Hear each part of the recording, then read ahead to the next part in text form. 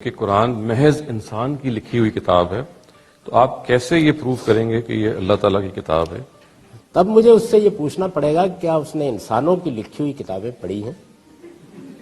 انسانوں کی لکھی ہوئی جتنی کتابیں بھی آج تک میں نے پڑھی ہیں اور جن علوم سے میری دلچسپی رہی ہے، ان میں مذہب بھی ہے، ان میں فلسفہ بھی ہے، ان میں تاریخ بھی ہے اور بہت سے دوسرے علوم فنون بھی ہیں، کسی کتاب کی عمر 100 سال سے اگر زیادہ ہو جائے تو معجزہ ہوتا ہے۔ جانتے ہیں آپ کیا کہتے ہیں؟ عمر سے کیا مراد ہے؟ یعنی جو کچھ اس کتاب میں لکھا گیا ہے، جو کچھ مصنف نے بیان کیا ہے، اس کا ایک ایک حرف اور ایک ایک لفظ لوگ صحیح مان رہے ہیں، اس پر کوئی تنقید ممکن نہ ہو۔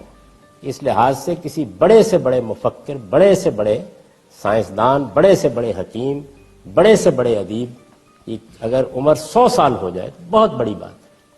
آپ دیکھیے ہمارے بر صغیر کے بڑے لوگوں میں علامہ اقبال کا شمار ہوتا ہے، 1938 میں دنیا سے رخصت ہوئے ہیں۔